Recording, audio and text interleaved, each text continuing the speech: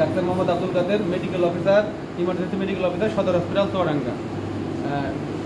1 ঘন্টা আগে আনুমানিক 10:30টার সময় প্রতিমূলক মঞ্জু আমাদের হসপিটাল ইমার্জেন্সি অবস্থায় অজ্ঞান অবস্থায় আসে, শ্বাসকষ্ট আসে।